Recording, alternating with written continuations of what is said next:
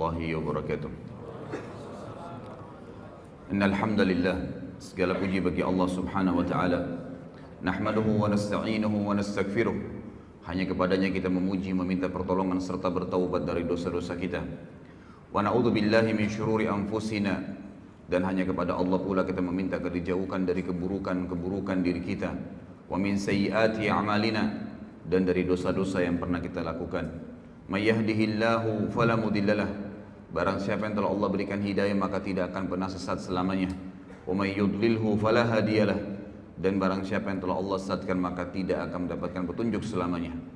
Asyhadu an la ilaha illallah wahdahu la syarikalah, wa asyhadu anna Muhammadan abduhu wa rasuluh. Saya bersaksi tidak Tuhan yang berhak disembah kecuali Allah, dan Muhammad benar-benar hamba juga utusannya.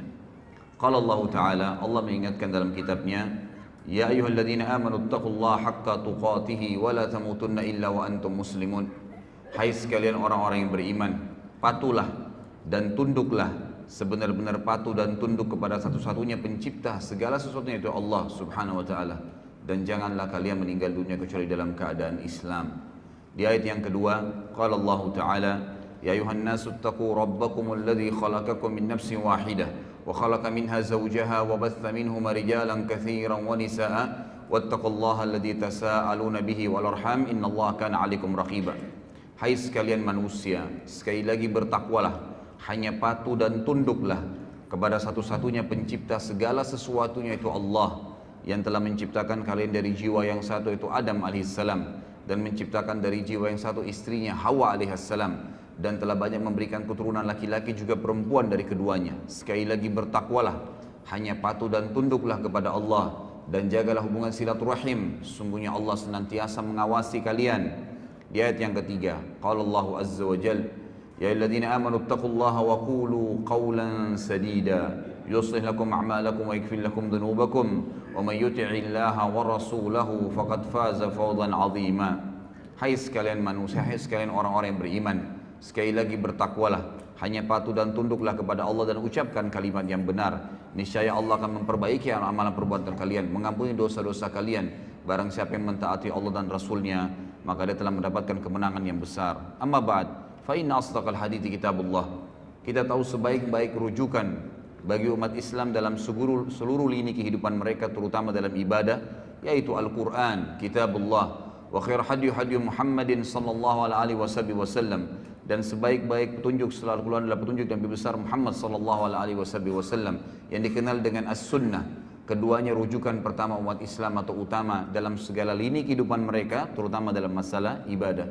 Wa syarrul umuri muhdatsatuha, dan seburuk-buruk ibadah yang tidak punya rujukan dari wahyu Allah, Al-Quran dan Sunnah. Fa inna kulla muhdatsin bid'ah. Semua perbuatan yang dianggap ibadah dan tidak punya rujukan wahyu dikenal dengan perbuatan baru dalam agama. Wa nabidatun dhalalah, dan perbuatan baru itu akan membawa pelakunya pada kekeliruan dan kesesatan. Wa dalam final akan membawa pelakunya ke dalam api neraka. Bapak Ibu sekalian, ikhwah akhwat rahimani rahimakumullah.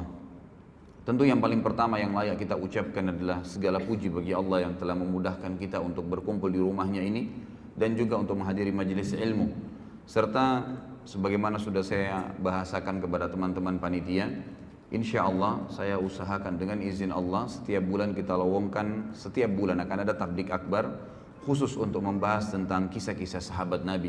Dan ini memang pertemuan pertama kita membahas tentang sahabat yang termulia, yaitu Abu Bakar radhiyallahu anhu. Ada beberapa alasan kenapa saya memilih tema sahabat ini. Yang pertama, saudaraku, banyak sekali umat Islam yang tidak tahu, bahkan tidak pernah mau tahu siapa saja orang-orang yang telah sukses sebelum mereka, baik dunia maupun akhirat. Yang mereka pikirkan adalah orang-orang yang masih hidup bersama mereka, yang dianggap belum berhasil sebenarnya. Mereka baru berhasil di poin-poin tertentu, di substansial kehidupan, belum semuanya, gitu kan. Tapi ada orang-orang yang telah mendahului kita dari orang-orang saleh terlebih dahulu. Mereka sukses dunia, kaya raya, seperti figur Abu Bakar nanti akan kita jelaskan. Dia seorang pedagang, kalau Anda mau bicara seorang pedagang, dan termasuk miliardernya Mekah. Beliau juga adalah seorang raja nantinya menjadi khalifah. Beliau seorang ayah yang sukses dan memiliki banyak anak serta 4 orang istri. Beliau juga radhiyallahu anhu yang memiliki banyak sekali kelebihan-kelebihan, termasuk tokoh masyarakat Mekah. Beliau adalah pejuang yang paling berani di medan perang. Beliau memiliki prinsip-prinsip hidup, gitu kan. Umur yang panjang sampai 63 tahun dan banyak sekali hal yang luar biasa dari kehidupan beliau sebagaimana akan kita tahu nanti. Dan akan banyak sekali kita akan ambil pelajaran dari kejadian-kejadian dari kehidupan beliau dan semoga Allah memberikan taufiknya untuk itu. Dan juga hal yang lain, saya akan bedah buku ikhwah dan akhwat sekalian. Bukunya adalah Ashabi Rasulullah sallallahu alaihi wasallam, ditulis oleh Syekh Mahmud Al-Misri. Allahu alam ya, setahu saya semenjak saya baca buku-buku tentang sahabat, saya temukan ini buku yang paling lengkap. Jadi kalau ada teman-teman yang berminat, saya sudah titipkan sama panitia, bisa mendapatkan di panitia. Buku ini ada 4 jilid. Ya, buku ini ada 4 jilid. Dan buku ini akan kita bedah setiap bulannya. Jadi kalau kesempatan sekarang kita akan bahas Abu Bakar, maka yang depan insya Allah mungkin Umar bin Khattab dan seterusnya, maka akan terus mengikuti buku ini. Jadi pun kalau ikhwah dan akhwat memilikinya, maka akan terus kita bedah sampai selesai 4 jilid dengan izin Allah subhanahu wa ta'ala. Saya ingin titik beratkan dalam metode penyampaian saya nanti ini, bahasan ini, dan ini bahasan yang cukup panjang sebenarnya. Sejarah Abu Bakar radhiyallahu anhu ini bukan sejarah yang pendek, sejarah yang panjang, dan Allahu alam kita tidak tahu bisa selesai sampai duhur atau tidak. Maka perlu saya tekankan kepada teman-teman bahwasanya saya tidak fokus kepada tanya jawab nantinya, tapi saya akan fokus ke materi. Dan ini yang lebih penting dalam majelis ilmu. Jadi majelis ilmu itu yang dinomorsatukan adalah materi yang diterima, bukan pertanyaannya. Kalau Allah mudahin nanti di akhir waktu ada kesempatan untuk bertanya, alhamdulillah, gitu kan. Kalau tidak, maka bisa nanti menghubungi saya di luar materi ini seperti yang disampaikan oleh panitia. Setiap Rabu malam Maghrib Isya ada materi yang rutin saya sampaikan di masjid kita ini. Antara Maghrib Isya materi Kitab Al-Kabair dan kemudian dilanjutkan tanya jawab sampai jam 9 malam. Dan itu bebas Anda bertanya apa saja. Saya akan masuk dulu ke judul kita. Judul kita ini menggapai derajat Siddiq bersama Abu Bakar. Karena ada kalimat Siddiq yang saya terima atau yang saya titik beratkan pada saat saya sampaikan judul ke panitia, maka saya akan jelaskan dulu kalimat Siddiq itu sebelum masuk ke masalah siapa itu Abu Bakar dan apa yang kita bisa ambil dan kenapa beliau mendapatkan julukan Siddiq itu sendiri. Saudaraku, Siddiq itu diambil dari kata sadaqa yasduqu yang berarti jujur, tanggung jawab, amanah, penuh kepercayaan. Itu artinya. Kalau seseorang itu memiliki sifat kriteria tadi dari definisinya, maka dia dikatakan siddiq untuk laki-laki dan siddiqah untuk perempuan. Allah Azza wa Jalla menggunakan kalimat siddiq ini di banyak dalam ayat Al-Quran. Ada orang-orang yang memang Allah sebutkan, seperti misalnya Allah sebutkan tentang Yusuf alaihissalam dalam surah Yusuf urutan 12 ayat 46. Allah subhanahu wa ta'ala berfirman, A'udzu billahi minasyaitonir rajim, Yusufu ayyuhas siddiq. Al-ayah. Tentu ada lanjutan ayatnya, tapi ini saksi bahasan. Wahai Yusuf, ya, orang yang siddiq. Karena Yusuf alaihissalam adalah orang yang penuh dengan amanah, tanggung jawab, kejujuran dan kepercayaan penuh. Kemudian juga Allah subhanahu wa ta'ala sebutkan tentang Ibrahim alaihissalam di dalam surah Maryam urutan 19 ayat 41. A'udzu billahi minasyaitonir rajim, wadhkur fil kitabi Ibrahim innahu kana siddiqan nabiyya. Al-ayah. Dan ingatlah tentang kisahnya Ibrahim. Penyampaian Allah tentang Ibrahim, sesungguhnya dia nabi, sesungguhnya dia seseorang yang siddiqan nabiyya. Dia adalah orang yang sangat jujur, penuh dengan kepercayaan, ya, apapun yang disampaikan tentang kebenaran dia akan dukung, dan dia juga seorang nabi. Kata para ulama tafsir di sini Allah Subhanahu wa taala mendahulukan memuji Ibrahim alaihissalam dengan siddiq sebelum nabi. Berarti siddiq ini punya kedudukan tersendiri karena sebab utama para nabi-nabi ditunjuk oleh Allah justru karena mereka punya sifat sidq. Jadi ini asasnya nanti kita akan titik beratkan. Jadi dengan adanya sifat sidq tadi, kejujurannya, amanahnya, tanggung jawabnya, kepercayaan penuh tentang kebenaran sehingga dia siap mempertahankan dan membela kebenaran tersebut, itu yang akan membuat Allah Subhanahu wa taala menunjuk mereka, memberikan mereka posisi ya sebagai nabi. Sebagaimana nanti akan kita titik beratkan banyak poin-poin masalah ini. Kemudian Allah Subhanahu wa taala juga menyebutkan tentang Maryam alaihissalam, ibunya Nabi Isa. Ya. Di dalam firman-Nya surah Al-Maidah urutan 5 ayat, ya ini kurang jelas saya tulis ya, sekitar 100 ayat 150-an. A'udzu billahi minasyaitonir rajim. Mal masih ibnu Maryam illa rasulun qad khalat min qablihi ar-rusul wa ummuhu siddiqah. Kana ya'kulani at-ta'am. Unzur kaifa nubayyinu lahumul ayati thumma anzur anna yufakun.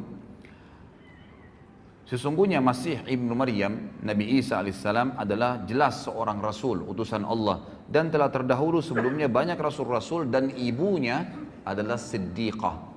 Ya, jadi di sini penggunaan untuk perempuan siddiqah. Jadi Maryam alaihissalam ini, dia Maryam binti Imran bersaudara dengan Asia binti Imran, dan dua wanita ini adalah wanita yang sangat mulia. Mereka betul-betul siddiqah, jujur dari pertama masih kecil sampai mereka besar, itu tidak pernah tidak yakin dengan Allah Azza wa Jalla dan para nabi-nabi, sampai Allah karuniai dua perempuan ini melahirkan anak, dua-duanya nabi. Kalau dari Maryam lahirlah Isa, dan dari Asia adiknya Maryam itu lahir Yahya. Dua-duanya nabi alaihi wassalam. Dan ini yang ditemui oleh Nabi sallallahu alaihi wasallam di langit kedua pada saat Isra dan Mi'raj, bertemu dengan dua orang sepupu, Yahya dan Isa, karena ibu mereka bersaudara.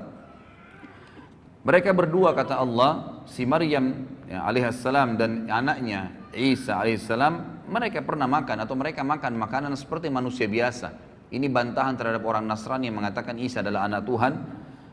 Maka lihatlah bagaimana kami menjelaskan kepada mereka ayat-ayat kami, dan lihatlah ya apa yang mereka responkan, apa yang mereka jawab. Tentu ada banyak ayat-ayat berhubungan dengan masalah hal-hal seperti ini, tapi saya mengambil beberapa cuplikannya. Allah Subhanahu wa taala menekankan tentang siddiq itu, dan ini yang kita titik beratkan ya.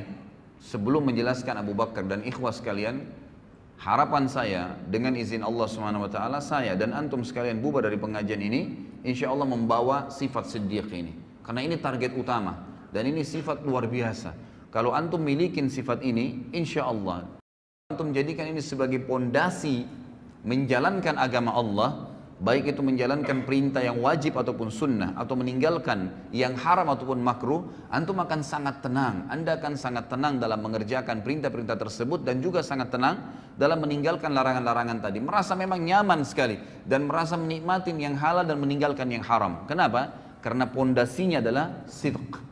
Bagaimana betul-betul sebagaimana Allah ceritakan. Apa itu sidq? Allah tekankan di dalam Al-Quran, surah Al-Hadid urutan 57 ayat 19. A'udzu billahi minasyaitonir rajim. Walladzina amanu billahi wa rusulihi ulaika humus siddiqun wasyuhada'u 'inda rabbihim lahum ajruhum wa nuruhum walladzina kafaru wa kadzdzabu biayatina ulaika ashabul jahim.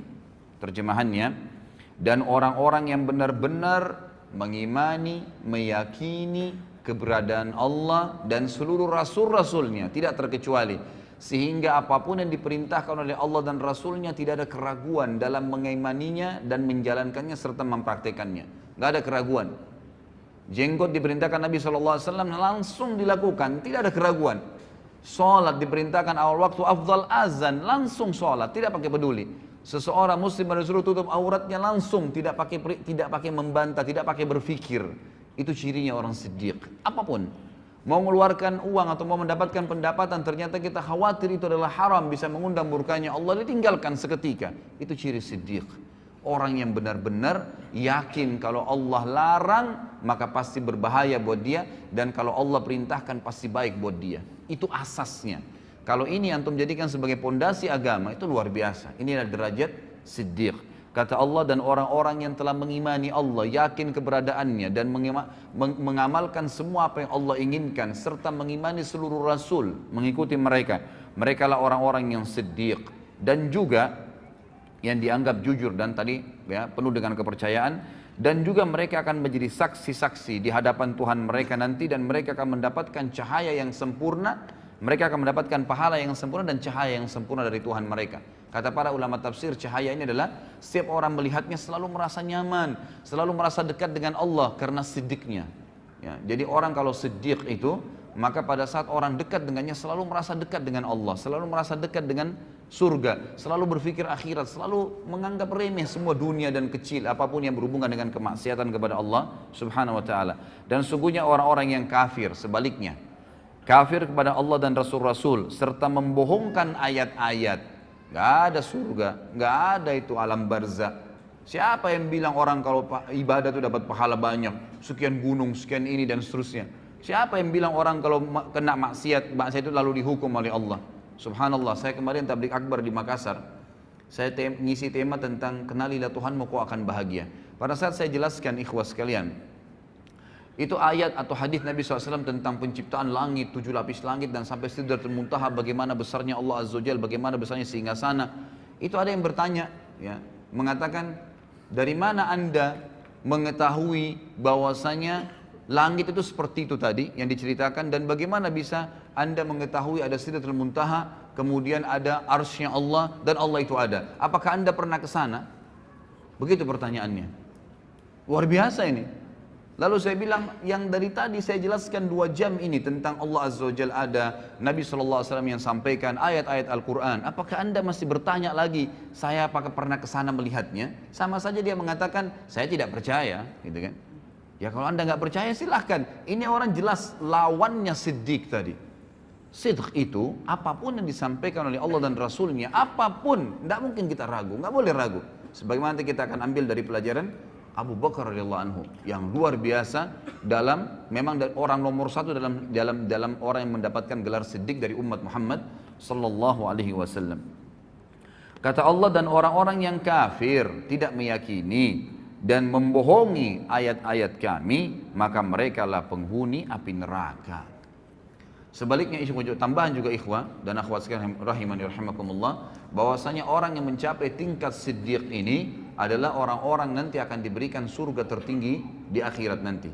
Sebagaimana Allah Subhanahu wa taala menjelaskan dalam surah An-Nisa urutan 4 ayat 69. A'udzu billahi minasyaitonir rajim. Wa may yuti'illaha war-rasul fa ulaika ma'al ladzina an'ama Allahu 'alaihim minan nabiyyin was-siddiqin wasyuhada'i was-salihin wa hasuna ulaika rafiqa. Yang kurang lebih artinya, barang siapa yang mentaati Allah dan Rasulnya, semua yang Allah katakan dibenarkan, diamalkan, dipastikan tidak ada yang benar kecuali itu, dan juga diperintahkan oleh Rasulnya Muhammad SAW dipastikan benar, dan dia bangga dengan penampilan Islamnya, dengan makanan Islamnya, minuman Islamnya, ekonomi Islamnya, dengan politik Islamnya, semua dibenarkan, maka mereka lah orang-orang yang mendapatkan nikmat. Allah berikan nikmat dan Allah gabungkan mereka bersama dengan para nabi-nabi. Dan kata para ulama tafsir, nabi-nabi memiliki tempat di Firdaus, surga Firdausil A'la yang tertinggi. Lalu Allah SWT sebutkan, ya, selain nabi-nabi yang akan mencapai dari itu adalah orang yang datang setelah nabi, minan nabiyyin langsung was-siddiqin, dan orang yang membenarkan semua dan yakin serta bangga dengan itu. Memang kita bangga. Dan ini memang ikhwas sekalian, saya pilih tema ini luar biasa, saya dapatkan krisis kebanggaan muslimin sekarang terhadap agama mereka. Kita lihat seorang muslim tidak ada bedanya dengan orang kafir dari sisi pakaiannya, dari sisi cara bicaranya, tata bicaranya, makanan, jenis makanannya, usahanya. Berapa banyak orang subhanallah tidak bisa dibedain dari penampilannya antara muslimah dengan non muslim, muslim dengan muslimah. Padahal kalau kita datangkan seseorang Nasrani, laki-laki, kita berikan kepada dia kopi atau baju koko atau sebuah simbol Islam misalnya, pakaiannya. Kemudian kita datangkan seorang Nasrani laki-laki yang lain, lalu tanya dia agama apa orang itu, spontan dia akan mengatakan Muslim karena ada simbolnya. Kalau orang siddiq, dia yakin bahwasanya pakaian ini yang Allah katakan walibasut taqwa dzalika khair, ini pakaian yang ada simat, ada contoh, ada ciri ketakwaan adalah yang paling baik. Orang tahu, oh ini orang dekat dengan Allah. Dan saya yakin subhanallah, orang kalau menggunakan baju koko dengan kopiah, kalaupun ada perempuan nakal, ya, yang biasa mengganggu laki-laki, dia tidak akan berani mengganggu orang itu karena pakaiannya. Lalu kenapa kita lari dari pakaian itu? Gitu kan? Kita malah tidak bangga. Berapa banyak orang subhanallah muslimin ya, atau kita datangkan misalnya perempuan Nasraniyah ya, suruh pakai jilbab 5 menit saja, panggil Nasraniyah perempuan yang lain, tanya orang itu agama apa, maka dia akan mengatakan itu muslimah, ada simbol. Tapi syaitan menghiasi sebagian orang yang tidak punya sifat siddiqah, nggak ada sifat siddiqnya ini dalam dirinya, maka syaitan mengatakan untuk apa kau pakai jilbab, maka tidak ada bedanya antara dia dengan wanita kafirah, sama saja. Cuplikan yang selalu dilihat, didengar oleh kupingnya, ditatap oleh matanya, semuanya berbau orang-orang non-muslim. Film-filmnya semua Hollywood, Bollywood, dan yang semua berhubungan dengan tontonan terhadap aurat, lagu-lagu yang menjauhkan dia dari Al-Quran, semuanya jauh, semuanya jauh. Cerita-cerita kosong, balas dendam, narkoba, mencuri istrinya orang lain, dan beragam macam hal, perselingkuhan dan seterusnya. Ini yang menjadi simbol di rumah orang-orang Islam sekarang. Tidak ada pengajian, tidak ada tilawah Al-Quran. Lalu kemudian mereka mau mengkhayal anaknya hafal Quran. Dari mana ikhwah dan akhwat sekalian? Dia sendiri gak pernah sentuh Al-Quran, gak pernah dengar ceramah di rumah. Antum berapa kali saya jelaskan dalam pengajian saya ikhwah. Ini masih kronologis semua ya. Saya bilang, kalau saya pribadi, kadang-kadang sehari di Jakarta, saya bukan membanggakan diri, cuma berbagi ya. Pada saat saya punya pengajian 4 hari, 4 kali jadwal sehari. Dari pagi kadang-kadang sampai malam ikhwah. Dari pengajian saya isi 2 jam, kemudian pulang menuju ke pengajian yang kedua. Di mobil itu sejam atau setengah jam, atau bahkan 45 menit, atau kadang-kadang sampai 2 jam jaraknya. Itu saya dengarkan lagi ceramah, baik ceramah saya, baik tilawah Al-Quran, baik ceramah asatidzah, teman-teman da'i-da'i, atau saya dengarkan para masyayikh yang dari Saudi dalam bahasa Arab. Jadi saya tidak ada selah, tidak ada selang waktu di mana saya kosong gitu di mobil, atau saya lagi berzikir kepada Allah Subhanahu wa taala. Saya coba lakukan. Kemudian saya isi pengajian 2 jam lagi. Jedah lagi antara pengajian kedua dan ketiga juga saya dengarkan lagi ceramah. Itu luar biasa. Api iman dalam hati itu terus berkobar ikhwah. Kadang-kadang antum dari pengajian seperti ini keluar dari masjid, setan akan bisikin. Tadi kan sudah pengajian, sekarang hiburannya musik. Dibisikin sama dia, antum iyahkan, begitu lemah, tidak sidq. Yakin ikhwas sekalian, kalau antum yakin di majlis ilmu bisa menambah iman, bisa mengingatkan kita kepada Allah Azza wa Jal, bisa membuat kita rindu dengan akhirat, bisa tahu tentang surga, bisa tahu tentang neraka dan kita khawatir tentang neraka tersebut, lalu kenapa tidak sepanjang hidup kita seharian itu diisi dengan hal tersebut? Sayangnya rumah-rumah umat Islam sekarang ada Al-Quran itu kalau ada kematian, malah sebenarnya tidak ada Al-Quran dalam sunnah Nabi SAW dibaca pada saat kematian. Sebaliknya mereka lakukan hal tersebut.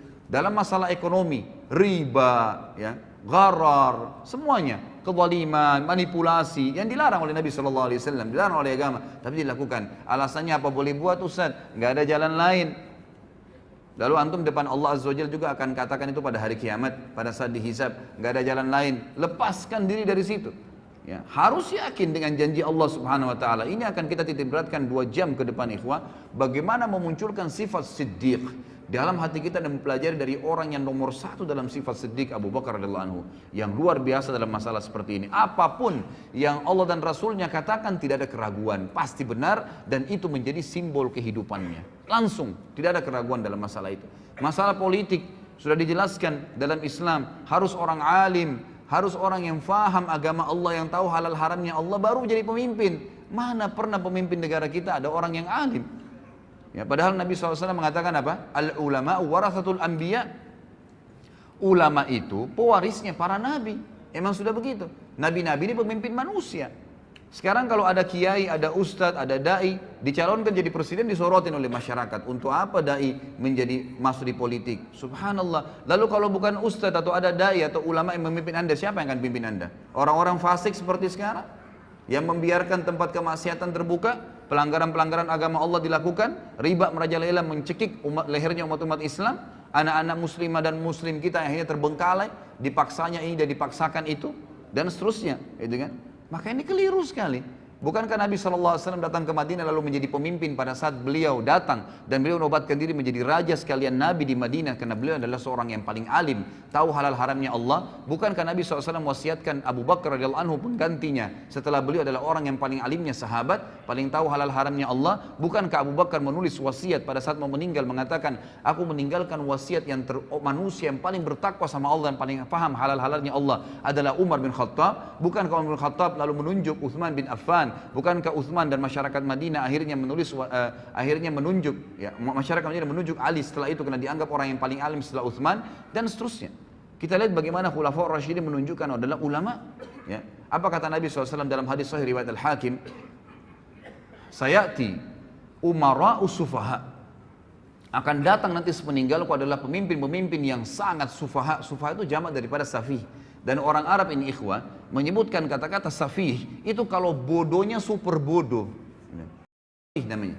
Kalau jahal itu artinya bodoh masih ada pinternya. Tapi kalau safih itu artinya bodoh yang tidak ada di tahu apa-apa. Orang yang tidak tahu, tidak ada informasi apapun dengan dia. Maka apa kata Nabi SAW, akan datang pemimpin-pemimpin yang sufaha, yang bodohnya luar biasa. Kenapa Nabi SAW katakan bodoh? Beliau lanjutkan hadis yang mengatakan, umara'u la yahtaduna bihaddi wa la yastannuna bisunnati. Pemimpin-pemimpin yang tidak akan pernah mengambil petunjuk dariku. Nggak mau nunjuk petunjuk Nabi Muhammad SAW. Tidak mau tahu halal haramnya Nabi SAW. Nabi SAW ya seorang Nabi Muslim, ya sudahlah. Saya juga Muslim, tapi nggak hubungnya dengan politik saya. Subhanallah. Ya. Lalu siapa yang Anda jadikan patokan? Belanda, Inggris, negara-negara barat, orang-orang kafir yang kufur kepada Allah Subhanahu wa taala.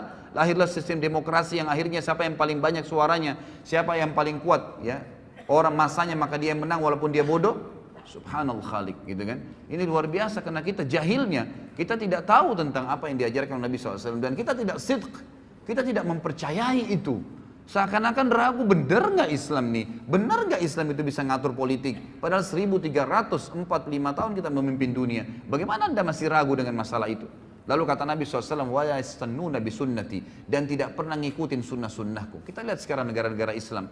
Jadi kacau balau, jadi gampang semuanya diobrak-abrik, jadi gampang naik pemimpin, ya tidak ada opsi lagi. Ini atau itu, dua-duanya nggak baik, dua-duanya begini. Karena Anda tidak kembali kepada sistem yang sebenarnya. Allah Azza wa Jalla sudah tuntunkan di dalam kitabnya. Jadi kata Allah Subhanahu wa Ta'ala, dan orang-orang yang mentaati Allah dan Rasulnya dalam segala lini ikhwah. Al-Quran dan Sunnah di atas segalanya. Allah dan Rasulnya di atas segalanya. Di atas politik, di atas ekonomi, di atas rumah tangga, di atas jabatan, di atas pendapatan, di atas segala-galanya. Itu baru dikatakan orang itu sidq. Orang yang benar-benar yakin dan percaya penuh terhadap apa yang Allah dan Rasulnya turunkan. Barang siapa yang mentaati Allah dan Rasulnya, maka mereka lah yang akan bersama diberikan nikmat kepada Nabi-Nabi dan orang-orang yang siddiq, orang-orang yang terpercaya tadi, dan syuhada, orang yang mati syahid, wassalihin, dan orang-orang yang saleh, wa hasuna ulaika rafiqa, dan mereka lah sebaik-baik orang, ya, sebaik-baik orang. Baik ikhwas sekalian, sebelum masuk ke Abu Bakar juga, saya menemukan ada tema yang menarik dari buku ini. Sebelum jauh membahas masalah Abu Bakar radhiyallahu anhu, di sini ada disebutkan di buku ini. Nanti kalau Anda memiliki buku ini atau antum memiliki buku ini, ada poin yang saya kemarin sempat terlintas membaca sepintas gitu. Lalu saya temukan memang ini poin yang tidak boleh luput dalam materi seperti sekarang kita ini. Ikhwah sekalian, demi Allah ikhwah, saya bersumpah di atas podium ini. Kita ini umat yang terbaik. Umat Islam, umat yang terbaik. Kita memiliki syariat yang paling sempurna dari Allah dan Rasulnya Muhammad SAW. Tidak boleh ragu dengan masalah itu.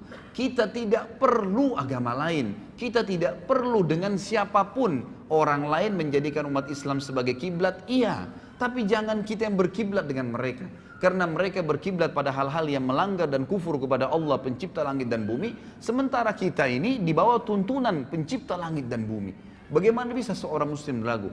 Dan ikhwah sekalian, kita akan bacakan dalil bagaimana umat Muhammad SAW adalah umat yang terbaik. Dan kita adalah umat memang yang mestinya memimpin dunia. Memang sudah begitu. Jadi tidak boleh ragu dengan masalah itu. Dengarkan ikhwah. Kata Allah Subhanahu wa Ta'ala di dalam Al-Quran, surah Al-Imran ayat 110. Kalau pegang buku ini bisa lihat halaman masih awal-awal ya, halaman 41. A'udzu billahi minasyaitonir rajim. Bismillahirrahmanirrahim. Kuntum khaira ummatin ukhrijat lin-nasi ta'muruna bil ma'rufi wa tanhauna 'anil munkari wa tu'minuna billah. Al-ayah. Kalian umat Islam, umat Muhammad SAW adalah sebaik-baik umat yang telah dilahirkan untuk siapa? Untuk manusia akhir zaman, untuk seluruh manusia dari zaman Adam alaihissalam sampai hari kiamat. Kalian adalah sebaik-baik umat, artinya kalian pemimpinnya, kalian yang harus jadi patokan, kalian harus jadi panduan, kalian yang menjadi contoh bagi orang lain. Dan kalian, sifat kalian adalah kalian selalu menyeru kepada yang ma'ruf. Apa yang Allah perintahin, selalu kalian bilang, nggak bisa tuh karena Allah larang, bisa tuh karena Allah yang bolehkan, selalu begitu. Rasulullah contohkan, Rasulullah nggak contohkan, itu sifatnya umat Islam. Menyeru kepada yang ma'ruf artinya yang Allah dan Rasulnya perintahkan. Wa tanhauna 'anil munkar, dan kalian melarang kemungkaran yang Allah dan Rasulnya larang. Hanya itu patokannya. Wa tu'minuna billah, dan kalian meyakini sepenuhnya tentang keberadaan Tuhan Allah Subhanahu wa taala. Kemudian juga disebutkan di dalam surah Al-Baqarah ayat 143. Kelebihan yang kedua umat Islam adalah kata Allah Subhanahu wa taala, a'udzubillahi minasyaitonir rajim, wa kadzalika ja'alnakum ummatan wasatan litakunu syuhada'a 'alan nasi wa yakuna ar-rasulu 'alaikum syahida. Dan demikian pula kami menjadikan kamu hai umat Islam umat pertengahan. Tidak ada sesuatu yang berat sekali, tidak ada juga yang ringan sekali, di tengah-tengah. Sementara umat sebelum kita punya hal-hal yang berat. Kalau antum belum tahu, umat Nabi Musa alaihissalam itu kalau mereka berbuat dosa besar, taubatnya bukan kayak kita. Taubatnya kalau kita ini tinggal sesalin, tinggalin, selesai. Janji sama Allah tidak ulangin, diampuni dosanya. Kalau sama Nabi Musa, Pak. Kalau ada umatnya mengeluh, wahai Musa, saya baru berzina, saya baru buat dosa besar. Apa kata Musa alaihissalam dalam surah Al-Baqarah? Faqtulu anfusakum, bunuh diri kalian. Berat itu. Buat dosa taubatnya bunuh diri. Zaman dulu. Umat Islam tidak seperti itu, enggak seberat itu, ringan, lebih ringan. Tidak juga terlalu menggampang-gampangkan permasalahan. Lalu dikatakan, agar kalian menjadi saksi atas perbuatan manusia dan agar Rasul Muhammad menjadi saksi atas perbuatan kalian. Di dalam hadis yang sahih diriwayatkan oleh Imam Bukhari dan juga dalam kitab Tafsir, ada sebuah hadis yang mulia dari Abu Sa'id Al-Khudri radhiyallahu anhu bahwasanya Nabi SAW bersabda, ini yang pegang buku di halaman 43 ya. Yud'a Nuhun yaumal qiyamah fayaqulu labbaika wa sa'daika ya rabbi fayaqulu hal ballagta ayyir risala fayaqulu na'am fayuqalu li ummatihi hal ballagakum fayaquluna ma atana min nadhir fayaqulu man yashhadu laka fayaqulu Muhammadun wa ummatuhu fayashhaduna annahu qad ballag wa yakunu ar-rasulu 'alaikum syahida fadzalika qawluhu jalla dzikruhu wa kadzalika ja'alnakum ummatan wasatan litakunu syuhada'a 'alan nasi wa yakuna ar-rasulu 'alaikum syahida. Pada hari kiamat nanti Nuh alaihissalam akan dipanggil oleh Allah, lalu dia menjawab, aku menjawab panggilanmu wahai Rabbku, aku penuhi panggilanmu. Allah bertanya, apakah engkau sudah menyampaikan risalah yang telah aku wajibkan terhadapmu? Nabi Nuh mengatakan, benar. Selama 950 tahun Nabi Nuh alaihissalam mendakwai kaumnya. Lalu umat Nabi Nuh ditanya oleh Allah, apakah Nuh sudah menyampaikan kepada kalian? Kata para ulama hadis, mereka sudah lihat neraka pada saat itu. Takut masuk neraka, apa jawaban mereka? Mereka menjawab, tidak ada seorang pun pembawa peringatan yang datang kepada kami. Artinya Nuh nggak benar nih. Nggak pernah Nuh dampingin kepada kami. 950 tahun didakwai oleh Nabi Nuh alaihissalam. Allah bertanya kepada Nuh untuk menjelaskan posisi umat Muhammad SAW dan juga mendirikan hujjah, ya, agar umat Nabi Nuh tidak bisa lagi mengelak. Kata Allah SWT kepada Nuh, siapa yang menjadi saksi untukmu? Nuh menjawab, Muhammad dan umatnya. Maka umat Muhammad SAW pun semuanya datang, tidak terkecuali, bersaksi bahwa Nuh telah menyampaikan dan Rasulullah SAW menjadi saksi atas mereka sebagaimana Allah telah firmankan dalam Al-Quran. Dan demikian pula kami telah menjadikan kamu umat Islam, umat pertengahan agar kamu menjadi saksi atas perbuatan manusia dan agar Rasul Muhammad menjadi saksi atas perbuatan kalian. Di dalam hadis yang lain, kata Nabi SAW dari Jabir radhiyallahu anhu, hadis ini diriwayatkan oleh Ibnu Abi Hatim dengan sanad jayyid dan juga disebutkan dalam Al-Hafidh dalam Fathul Bari maksudnya. Kata Nabi SAW, ma min rajulin minal umami illa wadda annahu minna ayyatuhal ummah ma min nabiyyin kadzabahu qaumuhu illa wa nahnu syuhada'uhu yaumal qiyamah an qad ballaga risalatallahi wa nasaha lahum. Tidak ada seorang pun dari umat-umat sebelum kita, kata Nabi SAW, kecuali dia berharap berasal dari kita, wahai umat Islam. Ini perkataan Nabi ya. Sekali lagi kata Nabi SAW, ketahuilah tidak ada seorang pun dari umat-umat sebelum kita, karena kita ini umat terakhir, gitu kan. Kecuali karena nabi-nabi mereka sampaikan nanti akan datang umat terakhir, nabinya paling sempurna, umatnya paling baik, paling banyak pengikutnya, paling pertama masuk surga, banyak kelebihan-kelebihan nanti. Lalu mereka kecuali berharap, semuanya berharap umat-umat sebelum kita, termasuk golongan kita ini. Termasuk golongan kita umat Islam. Tidak ada seorang nabi pun yang didustakan oleh kaumnya kecuali kita adalah saksi-saksinya pada hari kiamat bahwasanya dia telah menyampaikan risalah Allah dan menasihati mereka. Juga disebutkan di dalam hadis yang lain, ini mohon maaf saya tidak bisa bacakan semua karena hadisnya panjang. Saya pindah ke halaman setelahnya, halaman 45. Kata Nabi SAW dalam hadis yang sahih diriwayatkan oleh Ahmad dan Tirmidzi juga Ibnu Majah. Dan ini dihasankan oleh Syekh Albani sebagaimana dijelaskan dalam footnote-nya. Kata Nabi SAW, innakum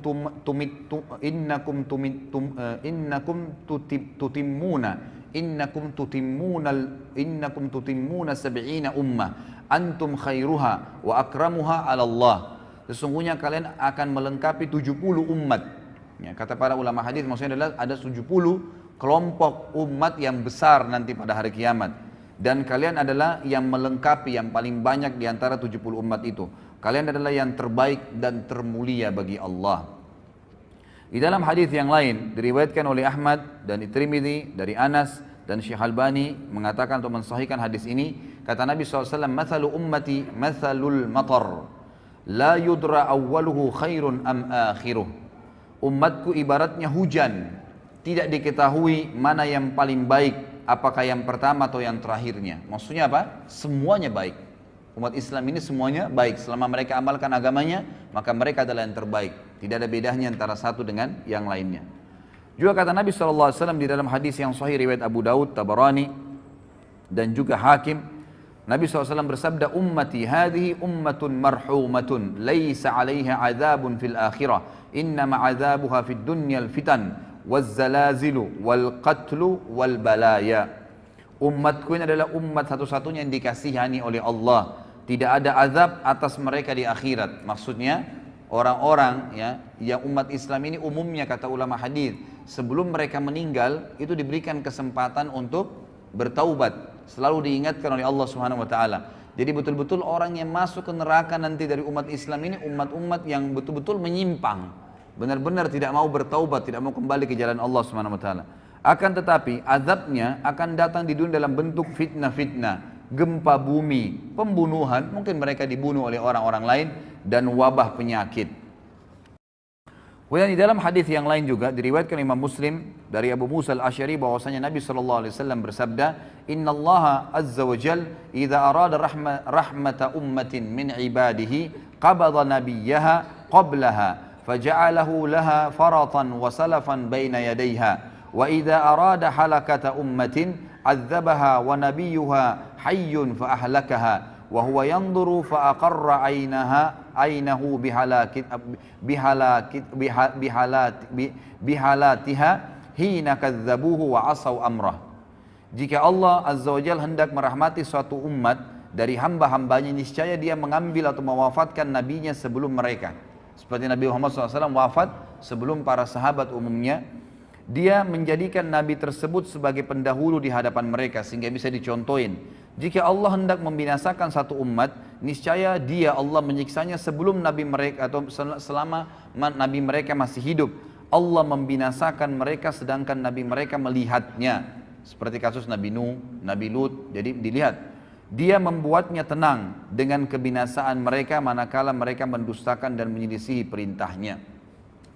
Kemudian juga kelebihan umat Muhammad SAW yang lain adalah hadis disebutkan oleh Ibnu Majah dan Baihaqi, disahihkan oleh Syekh Albani dari Abu Hurairah radhiyallahu anhu bahwasanya Nabi SAW bersabda, Inna Allah tajawaza li ummati amma tuwaswisu bihi suduruha atau suduruha ma lam ta'mal aw tatakallam bihi wa mastukriha alaih. Sesungguhnya Allah memaafkan umatku apa yang terbersit dalam hati mereka selama mereka belum melakukannya. Jadi kalau kita lagi sholat, kemudian ada bisikan-bisikan riya, bisikan apa saja, selama kita belum iyakan, maka tidak terhitung batal, gitu kan? Sebab semua ibadah pasti ada terlintas bisikan setan ya. Kita mau sedekah, tuh orang puji, itu orang ini. Kita lagi sholat tuh, indahkan ada teman di sebelah kamu, kamu dipuji. Kita lagi berdoa seperti itu. Selama kita nggak iyakan, maka tidak ada masalah.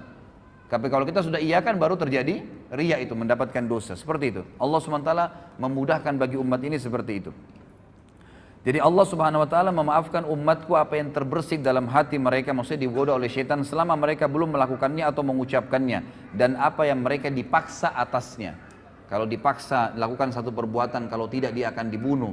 Seperti kasus Ammar ibn Yasir, ya radhiyallahu anhu, pada saat ayahnya dan ibunya Ammar dan Sumayyah dibunuh oleh Abu Jahal, maka Ammar masih kecil, umurnya 7 tahun, 8 tahun. Ketakutan, disiksa sama Abu Jahal. Abu Jahal bilang, saya akan siksa kamu, saya tidak bunuh langsung. Sampai habis semua kulitmu, sampai kamu kesakitan luar biasa dan kamu mati tersiksa. Kalau kau tidak kufur kepada Muhammad. Maka kata Ammar, baiklah, apa yang kau mau wahai Abu Jahal? Kata Abu Jahal, katakan saya kufur kepada ya risalahnya Muhammad, kufur kepada kenabian Muhammad. Maka Ammar mengatakan, saya kufur kepada risalahnya Muhammad. Lalu Abu Jahal tidak puas, lewatlah unta betina. Lalu kata Abu Jahal, saya tidak akan lepaskan kau kecuali kau katakan unta ini Tuhanku. Maka Ammar pun berkata, unta ini Tuhanku, baru dilepas. Ammar bin Yasir radhiyallahu anhu waktu lepas dari azab merasa menyesal, ya terbebani hatinya. Kenapa tadi nggak sekalian biarin aja saya disiksa? Lalu dia datang kepada Nabi SAW mengatakan, umur 7 tahun, 8 tahun ini luar biasa imannya. Lalu kata Ammar, ya Rasulullah sambil nangis, bagaimana bisa ini? Saya tadi mengucapkan begini dan begitu ya Rasulullah, karena saya takut dibunuh. Kata Nabi SAW, wahai Ammar, kalau seandainya diulangin lagi kepadamu besok, ucapkanlah. Selama memang bukan hatimu yang menginginkannya. Artinya memang dipaksa, gitu kan? Ini terlepas dari, ini adalah sebuah hal yang tidak dihukum bagi umat Muhammad sallallahu alaihi wasallam. Kemudian juga dikatakan oleh Nabi sallallahu alaihi wasallam di dalam hadis diriwayatkan oleh Ibnu Abi Asim dari Anas dan dihasankan oleh Syekh Albani dalam Sahihul Jami', kata Nabi SAW, Inna Allah Ta'ala kad ajara ummati min an tajtami ala dhalalah. Sesungguhnya Allah Ta'ala telah melindungi umatku sehingga mereka tidak bersepakat di atas kesesatan. Artinya selama mereka berpegang pada Al-Quran dan Sunnah, maka mereka insya Allah tidak akan sesat. Kemudian juga ya, di dalam hadis yang diriwayatkan oleh Imam Muslim dan Ahmad juga Nasai dari Hudzaifah radhiyallahu anhu, bahwasanya Nabi SAW bersabda, fuddilna 'alan nasi bi thalath. Ju'ilat sufufuna ka sufufil malaika wa ju'ilat lana al-ardu kullaha masjida wa ju'ilat turbatuha lana tahura idza lam najidil ma wa u'titu hadhihi al-ayat min akhir suratil Baqarah min kanzin tahtal arshi lam yu'taha nabiyyun qabli. Kami diberikan umat Islam ini 3 keutamaan kata Nabi SAW atas semua manusia. Yang pertama, saf-saf kami dijadikan seperti safnya para malaikat. Nah, jadi memang pengaturan saf solat itu dianjurkan seperti safnya malaikat. Sebagaimana sabda Nabi SAW kepada para sahabat dalam hadis Bukhari Muslim, tidakkah kalian mengatur saf kalian sebagaimana para malaikat mengaturnya? Lalu kata para sahabat, bagaimana malaikat mengatur saf mereka ya Rasulullah? Kata Nabi SAW, mereka menyempurnakan saf demi saf, setelah penuh baru pindah ke saf yang kedua, setelah penuh baru pindah saf ketiga dan seterusnya. Yang kedua adalah seluruh bagian bumi ini dijadikan bagi kami sebagai masjid. Boleh dibangun masjid dimanapun tempatnya, selama tanah itu bukan tanah hasil rampasan atau yang haram, maka boleh dibangun masjid. Dan yang ketiga, debunya bumi ini dijadikan untuk kami sebagai alat bersuci jika kami tidak mendapatkan air. Bisa bertayamum dari mana saja, ya debu yang ada. Dan diturunkan kepadaku ayat-ayat ini dari akhir surah Al-Baqarah, ya, dari perbendaharaan di bawah arsy-Nya Allah yang tidak diberikan kepada seorang nabi sebelumku. Kemudian juga tentu di sini ada banyak sekali ya hadis-hadis Nabi SAW yang mungkin saya tidak bisa bahas semua. Tentu saya berharap ikhwan dan akhwat bisa memiliki bukunya. Sekali lagi karena buku ini akan kita bedah setiap bulannya dengan izin Allah. Kalaupun memang Allah memberikan ada halangannya, maka minimal Anda sudah memiliki buku rujukan yang saya jadikan sebagai referensi utama ini. Di sini ada banyak sekali ya. Dan saya tutup dengan hadis ya, di mana Nabi SAW menyebutkan ada 2 hadis ya, yang pegang buku di halaman 53 langsung. Kata Nabi SAW di dalam hadis diriwayatkan oleh Ahmad dari Abu Bakar radhiyallahu anhu dan disahihkan oleh Syekh Albani dalam Sahihul Jami', kata Nabi SAW, "Utitu sab'ina alfan min ummati yadkhuluna al-jannata bighairi hisab, wujuhuhum kal qamari lailatal badr wa qulubuhum ala qalbi rajulin wahid. Fastazattu Rabbi azza wa jal fazadani ma'a kulli wahidin sab'ina alfa." Ini kemuliaan yang luar biasa. Aku diberikan 70.000 dari umatku yang masuk surga tanpa hisab. Wajah mereka seperti rembulan di malam purnama dan hati mereka di atas hati satu orang, artinya semuanya sama imannya. Aku lalu meminta tambahan kepada Rabbku, maka dia Rabbku memberiku tambahan, setiap satu orang dari 70.000 itu ditambahkan 70.000 orang yang lain, sehingga masing-masing mereka bisa membawa 70.000. Jadi 70.000 kali 70.000, dan ini tidak ada bagi umat-umat sebelum kita. Ini luar biasa sekali Allah SWT berikan kepada kita. Kemudian dikatakan juga di dalam hadis yang lain,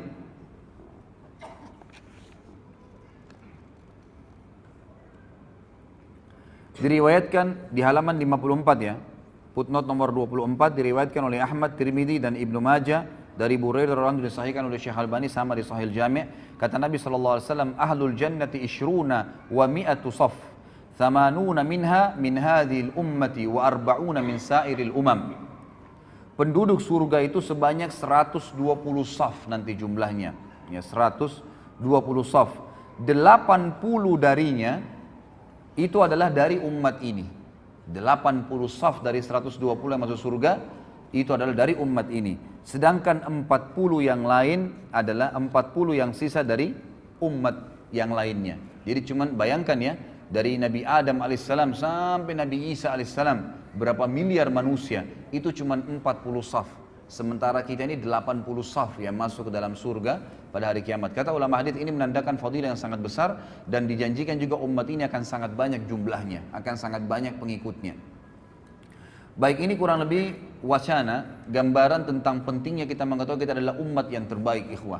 Maka banggalah dengan agama Islam ini, jalani hidup ini, jadikan Islam sebagai tradisi, dan jangan balik. Garis bawahi kata-kata saya ini, jangan balik, jangan menjadikan tradisi sebagai Islam, nggak boleh. Tradisi, suku, adat, negara, habiskan semua, nggak ada. Bagi saya, karena saya Muslim, Islam yang menjadi tradisi hidup saya. Selesai. Maka kita punya standarisasi tradisi.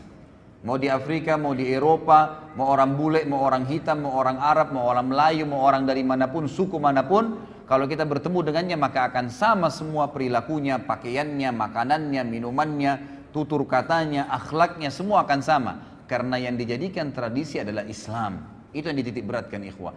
Tidak usah lagi berpatokan dengan agama lain. Tidak usah berpatokan dan menjadikan idola orang-orang non-muslim.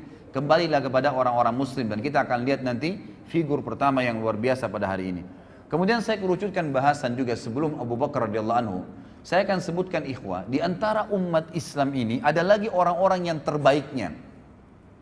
Jadi tadi kita umat yang terbaik, ada juga di kalangan umat Islam ini orang-orang yang terbaik. Itulah para sahabat ridwanullahi alaihim, sahabat Nabi sallallahu alaihi wasallam, sahabat-sahabat Nabi sallallahu alaihi wasallam yang Allah SWT telah memberikan julukan mereka radhiyallahu anhum wa radu'an. Inilah imam-imam kita.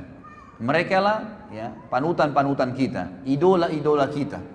Di buku ini ada lebih dari sekian puluh sahabat yang disebutkan, dan satu orang saja, ikhwan dan akhwat sekalian, kalau kita jadikan sebagai rujukan hidup kita, idola kita, sudah cukup untuk selamat dunia akhirat.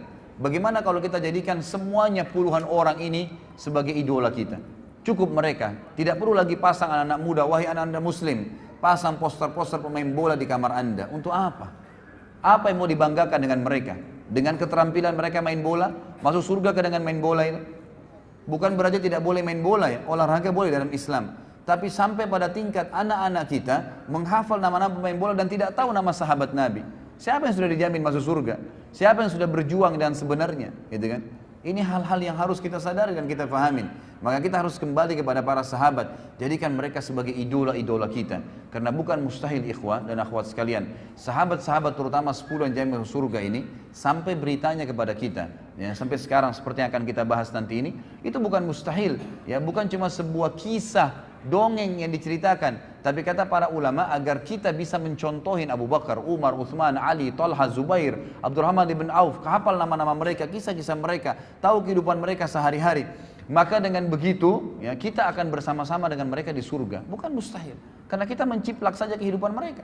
Itulah yang diinginkan oleh Allah Azza wa Jal melalui sejarah-sejarah mereka yang tetap Allah kekalkan, gitu kan?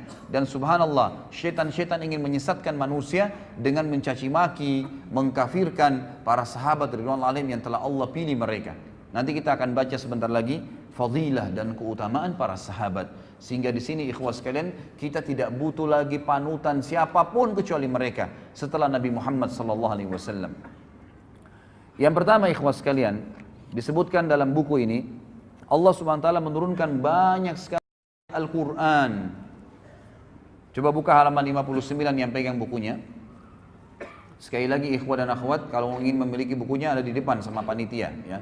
Yang jelas kita membahas di sini jilid pertamanya. Surah Al-Ahzab, halaman 59 ayat 23. A'udzubillahi minasyaitonirrajim. Allah SWT mengekalkan dalam Al-Quran, dibaca oleh setiap orang yang beriman tentang para sahabat. Ini ayat ini, satu ayat saja ini sudah cukup membantah orang-orang Syiah ini, yang betul-betul sampai berani mengkafirkan para sahabat. Apalagi figur yang kita bicara sebentar lagi tentang siapa dia.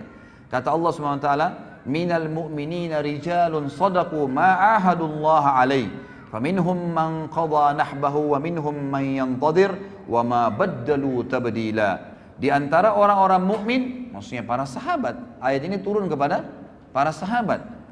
Ada orang-orang yang menepati apa yang telah mereka janjikan kepada Allah. Maksudnya di sini ulama tafsir bilang mereka mati syahid. Mereka berusaha masuk medan perang supaya mati syahid, dan Allah berikan apa yang telah Allah janjikan. Dan ada di antara mereka yang gugur, dan ada pula di antara mereka yang masih menunggu ikut perang, belum mati, ikut perang yang kedua, terus begitu. Ya, karena yakin dengan apa yang Allah janjikan dengan mati syahid itu. Dan mereka sama sekali tidak mengubah janjinya. Maksudnya tidak berubah, tidak murtad, tidak ragu, tidak bimbang. Kemudian dalam surah Al-Bayyinah ayat 8 Allah Subhanahu wa taala mengatakan radhiyallahu anhum wa radu an.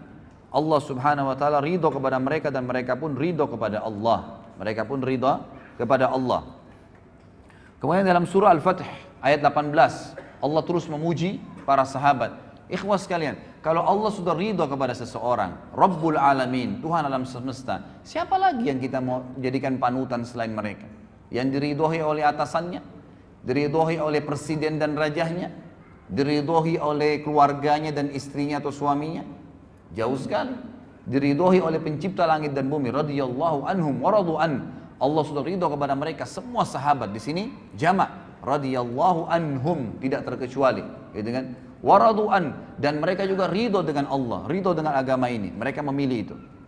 Kemudian juga dalam surah Al-Fatih ayat 18 halaman 60-nya, a'udzubillahi minasyaitonirrajim, kata Allah SWT, laqad radiyallahu 'anil mu'minina idh yubayyi'unaka tahta asy-syajarati fa'alima ma fi qulubihim fa'anzala as-sakinata 'alaihim wa athabahum fathan qariba. Sungguh Allah telah meridai orang-orang yang beriman. Siapa mereka itu? Sahabat di sini. Ketika mereka berjanji kepadamu, hai Muhammad. Siapa di antara kita pernah ketemu dengan Nabi SAW? Tidak ada. Yang pernah ketemu adalah para sahabat. Ayat ini turun kepada mereka.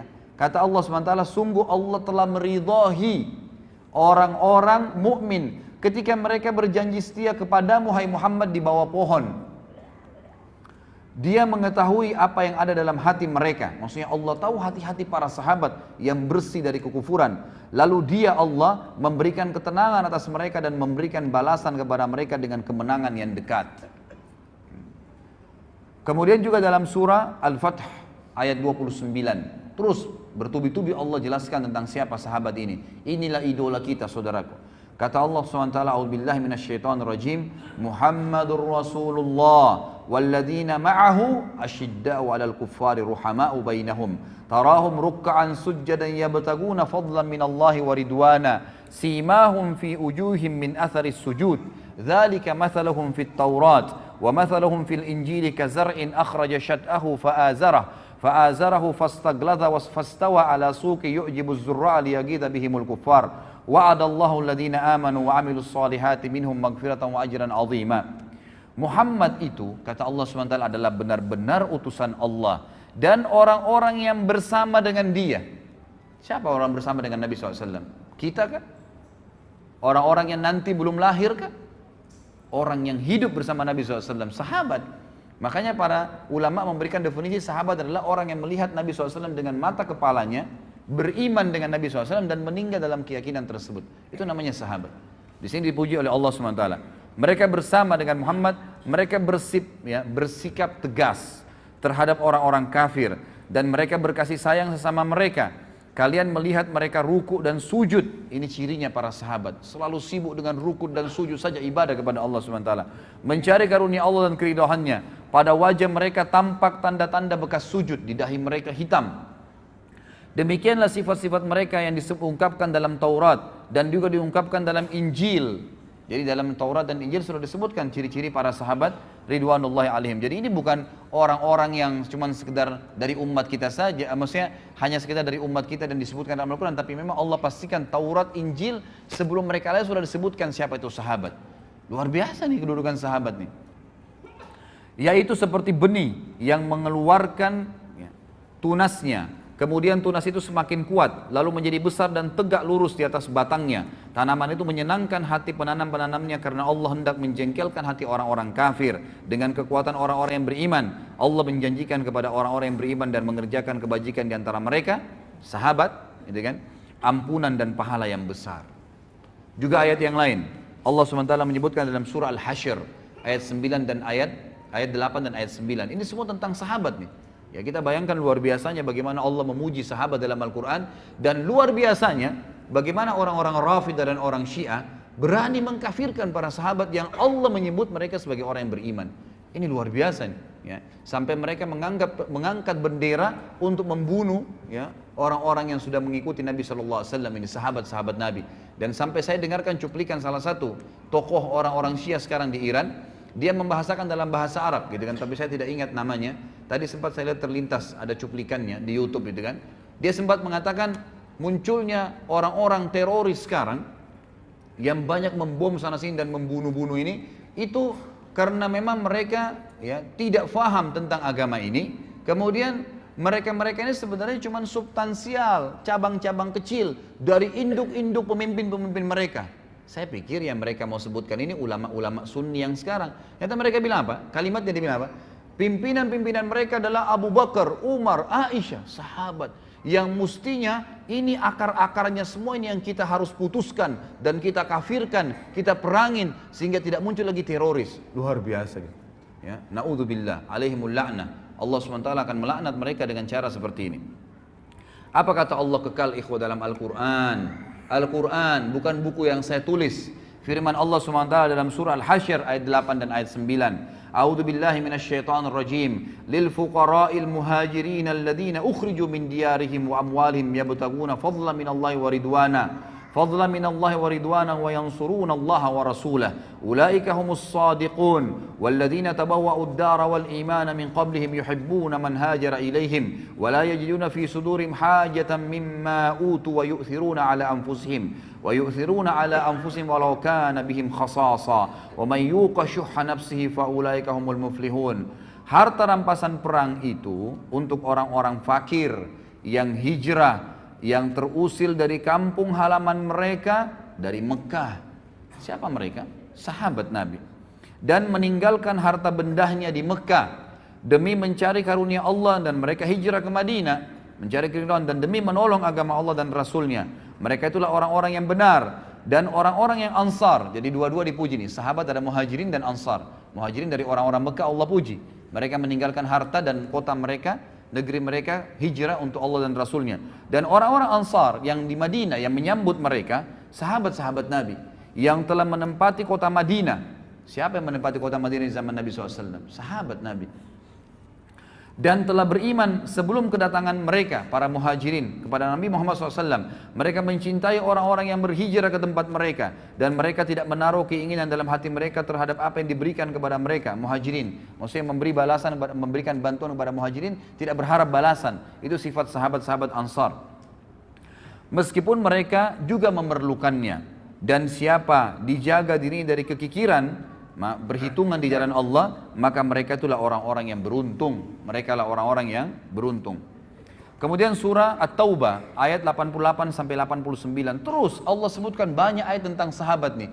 Sengaja saya angkat ayat-ayat ini dan saya bahas ikhwah dan akhwat sekalian rahimakumullah agar kita tahu nih, inilah idola-idola kita ini ahli-ahli surga dan sudah sukses di dunia juga di akhirat. Di dunia nanti akan kita lihat kisah Abu Bakar radhiyallahu anhu.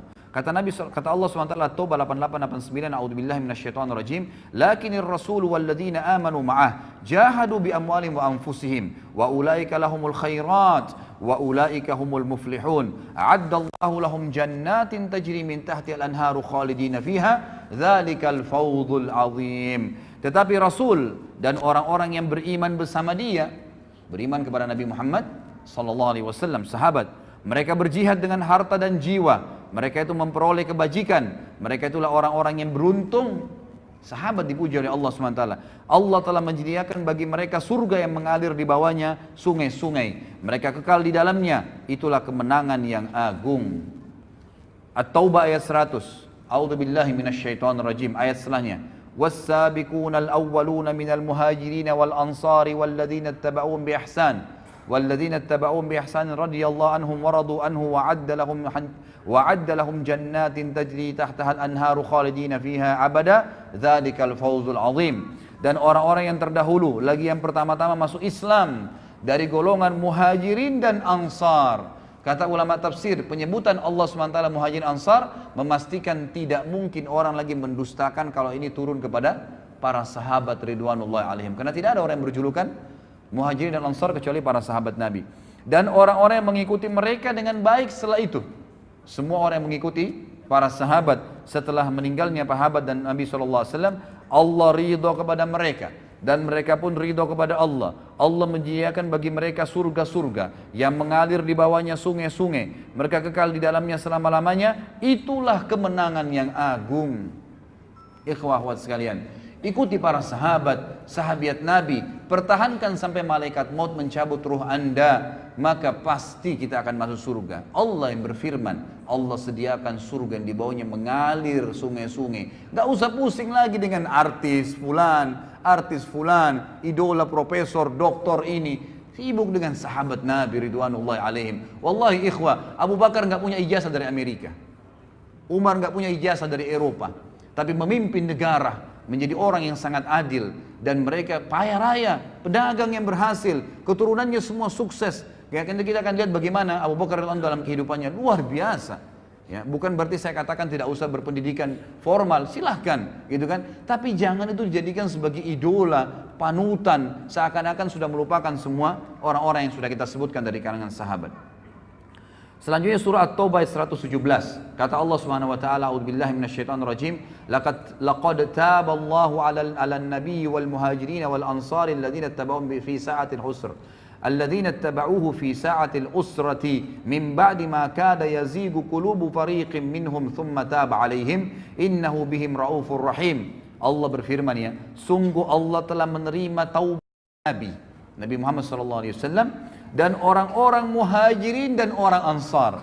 Di sini Allah bukan sebutkan mukminin umumnya, tapi di sini dikhususkan Nabi dan muhajirin dan ansar. Artinya sahabat-sahabat yang mengikuti Nabi pada masa-masa kesulitan di awal-awal Islam. Sulit sekali menyebarkan Islam. Ikhwah sekarang dan akhwat sekalian, kita luar biasa ya. Lahir zaman sekarang ini luar biasa kalau bagi saya bilang. Kita lahir Quran sudah sempurna, masjid sudah banyak, orang tua kita muslim, ya. Di mana-mana tersebar agama Islam. Sudah jelas, masjid di Mekah sudah bebas dari kekufuran, Madinah sudah bisa dikunjungin, orang bisa umroh haji sepuasnya. Luar biasa Islam. Kalau kita lahir di zaman Nabi SAW, ikhwah, nggak gampang jadi sahabat. Luar biasa sulitnya.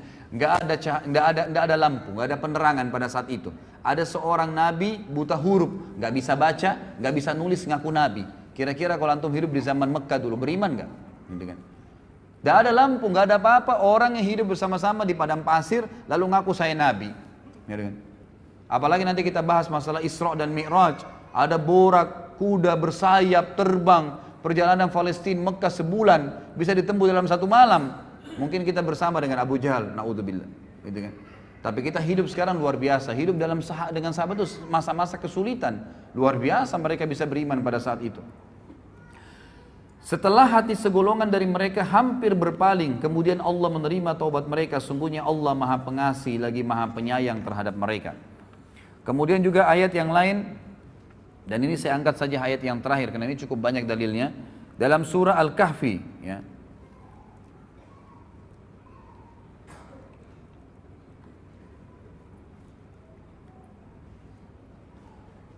Baik, saya pilih ayat yang lain ya. Kita cari ayat yang kira-kira ayat Al-Imran terakhir ya. Al-Imran di halaman 65 ayat 172 174. A'udzu billahi minasyaitonir rajim. Alladzina istajabu lillahi war rasuli min ba'di ma asabahumul qarh lilladzina ahsanu minhum wattaqau ajrun 'adzim.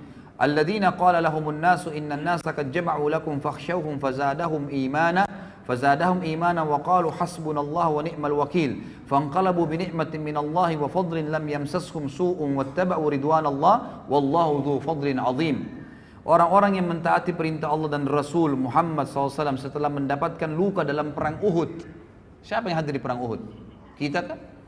Para sahabat Nabi. Orang-orang yang berbuat kebajikan dan bertakwa di antara mereka, para sahabat, mendapatkan pahala yang besar, yaitu orang-orang yang mentaati Allah dan Rasulnya. Yang ketika ada orang-orang yang mengatakan kepada mereka di perang Uhud, orang-orang Quraisy telah mengumpulkan pasukan untuk menyerang kalian, karena itu takutlah kepada mereka. Apalagi berita Muhammad SAW telah terbunuh pada saat itu. Ternyata ucapan itu justru menambah kuat iman mereka, para sahabat. Dan mereka menjawab, cukuplah Allah menjadi penolong bagi kami dan dia sebaik-baik pelindung. Maka mereka kembali dengan nikmat dan karunia yang besar dari Allah. Mereka tidak ditimpa suatu bencana dan mereka mengikuti keridhaan Allah. Allah mempunyai karunia yang besar. Ini ayat-ayat ikhwah dan cukup banyak ayat-ayat yang lain, tapi kita suka sampai sini ayatnya. Saya akan angkat di sini perkataan Ibnu Mas'ud tentang para sahabat Nabi. Sahabat menceritakan tentang sahabat. Apa kata beliau? Di sini penulis mengatakan sungguh indah ucapan Ibnu Mas'ud radhiyallahu anhu tentang para sahabat Rasulullah sallallahu alaihi wasallam. Dia berkata, "Inna Allah nadhara fi qulubil ibadi fawajada qalba Muhammadin sallallahu alaihi wasallam khaira qulubil ibad. Fastafahu li nafsihi fabta'athahu bi risalati. Thumma nadhara fi qulubil ibadi ba'da qalbi Muhammadin fawajada qulubu ashabihi khaira qulubil ibad." فجعلهم وزراء نبيه يقاتلون على دينه فما رأى المسلمون حسنا فهو عند الله حسن وما رأوا سيئا فهو عند الله سيء. Perkataan yang luar biasa. Ibnu Mas'ud berkata, sesungguhnya Allah memperhatikan hati hamba-hambanya, maka dia Allah mendapati hati Muhammad sallallahu alaihi wasallam adalah hati yang terbaik, sehingga dia memilihnya untuk dirinya dan mengutusnya sebagai pembawa risalahnya. Kemudian Allah Azza wa Jalla melihat hati hamba-hambanya setelah hati Muhammad sallallahu alaihi wasallam, maka dia mendapati hati para sahabatnya adalah hati yang terbaik, sehingga dia menjadikan mereka sebagai pendukung-pendukung nabinya yang berperang di atas agamanya. Apa yang dipandang baik oleh para sahabat kaum muslimin pada saat itu, maka ia juga baik di mata Allah. Karena para sahabat, ya, dari perilaku-perilaku mereka, dari perkataan mereka, dari pertanyaan mereka kepada Nabi SAW, maka turunlah ayat membenarkan perilaku mereka. Dan apa yang dipandang buruk oleh kaum muslimin sahabat pada saat itu, maka ia juga buruk dipandang oleh Allah Subhanahu wa taala. Juga Ibnu Mas'ud pernah berkata, "Man kana mustanna falyastanna biman qad mat, fa innal hayya la tu'manu alaihi al-fitnah." فأولئك أصحاب محمد صلى الله عليه وسلم أبر هذه الأمة قلوبا وأعمقها علما وأقلها تكلفا قد اختار الله تعالى لصحبة نبيه صلى الله عليه وسلم وإقامة دينه فاعرفوا لهم حقهم وتمسكوا بهديهم فإنهم على الحج المستقيم. Barang siapa ingin meneladani seseorang, maka hendaklah dia meneladani orang-orang yang sudah wafat. Karena orang yang masih hidup tidak dapat jaminan terhindar dari fitnah. Mereka itulah orang-orang terbaik dari sahabat Muhammad SAW. Umat ini yang paling mulia hatinya. Dari umat Muhammad ini, para sahabat yang paling mulia hatinya, paling mendalam ilmunya, dan paling sedikit memaksakan ya dirinya. Maksudnya di sini memaksakan diri dalam hal-hal duniawi. Allah Ta'ala telah memilih mereka untuk menjadi sahabat-sahabat Nabi-Nya SAW dan menegakkan agamanya, dan kenalilah, maka oleh karena itu kenalilah hak-hak mereka dan berpeganglah kepada petunjuk-petunjuk mereka, karena mereka berada di atas jalan yang lurus. Diriwayatkan oleh Ibnu Abdul Bar dalam Jami' Bayan Ilm wa Fadli, dan juga disebutkan melalui jalur Qatadah dan Ibnu Mas'ud, diriwayatkan, dan Syekh Albani mengatakan, ya, dikatakan ini adalah hadis yang sahih. Ini kurang lebih gambaran tentang para sahabat. Tentu masih ada lagi fadilah-fadilah dan bisa dibaca dari halaman 67. Itu terlalu banyak, ya, terlalu banyak hadis-hadis di sini yang disebutkan oleh Nabi sallallahu alaihi wasallam. Saya akan angkat, mohon maaf, ada satu lagi hadis di sini di halaman 70, ya, di mana Nabi sallallahu alaihi wasallam bersabda tentang para sahabat beliau. Tentu ini banyak dalil yang belum saya baca, ya, karena melihat waktu saja. Hadis yang diriwayatkan oleh Imam Muslim dan Ahmad juga, ya, banyak disebutkan oleh imam-imam yang lain, di mana Nabi sallallahu alaihi wasallam bersabda tentang sahabat, "An-nujumu amanatun lis-sama, fa idza dhahabat an-nujum atas sama'u ma tu'ad, wa ana amanatun li ashabi, fa idza dhahabat ata ashabi ma yu'adun, wa ashabi amanatun li ummati, fa idza dhahaba ashabi ata ummati ma yu'adun." Bintang-bintang adalah penjaga bagi langit. Artinya selama bintang ada di langit, maka orang bisa tahu yang terang langit itu. Jika bintang lenyap, maka akan datang kepada langit apa yang dijanjikan. Kalau Allah sudah angkat bintang-bintang itu, maka langitnya akan kiamat. Aku adalah penjaga bagi para sahabatku. Jika aku pergi wafat, maka akan datang kepada para sahabatku apa yang dijanjikan kepada mereka. Artinya akan ada, ya, sahabat akan menyebar dan akhirnya mereka juga akan menemukan beberapa kendala, tapi mereka tinggal kembali kepada panduan Nabi sallallahu alaihi wasallam. Sahabat-sahabatku adalah penjaga bagi umatku. Jika sahabat-sahabatku telah pergi wafat, maka akan datang kepada umatku apa yang dijanjikan kepada mereka.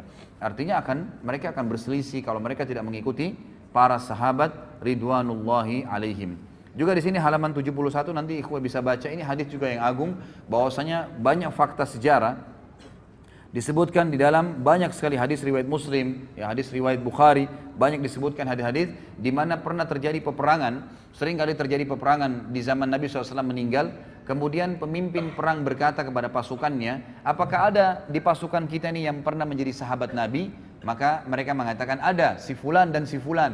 Maka Allah memberikan kemenangan karena keberadaan sahabat itu. Kemudian dalam peperangan yang lain berkata juga pemimpin-pemimpin, setiap peperangan di zaman tabi'in mereka berkata, adakah sahabat yang ikut? Oh, ada si fulan masih hidup di pasukan. Maka Allah berikan kemenangan lagi karena adanya sahabat. Lalu setelah itu, setelah para sahabat meninggal semua, lalu terjadi peperangan, pernah terjadi fakta lapangan, para tabi'in berkata, ya, seorang pemimpin perang pernah berkata, apakah ada orang di antara kalian yang pernah menemani sahabat Nabi? Maksudnya menjadi sahabatnya Nabi, tabi'in. Maka berkata mereka, ada si fulan dan si fulan. Maka Allah pun memberikan kemenangan justru karena ada di situ muridnya para sahabat ridwanullahi alaihim. Jadi di sini kita bisa lihat bagaimana Allah Azza wa Jalla memberikan kemenangan-kemenangan untuk, ya, pasukan-pasukan jihad karena adanya para sahabat ridwanullahi alaihim. Ini kurang lebih kronologisnya ikhwah sekalian, dan memang agak panjang tadi saya sampaikan agar memang kita menyadari tentang pentingnya kedudukan kita umat Islam dan juga pentingnya kedudukan para sahabat ridwanullahi alaihim. Sekarang kita masuk ke inti bahasan tentang umat nomor satu, ya, atau dari umat ini yang nomor satu, yang dinomorsatukan oleh para ulama, ya, ulama sunni semua sepakat mengatakan umat atau orang yang paling terbaik dari umat Muhammad sallallahu alaihi wasallam setelah Nabi Muhammad adalah Abu Bakar radhiyallahu anhum. Saya akan mulai ikhwah. Abu Bakar ini beliau berada atau berasal dari suku yang masyhur, ya.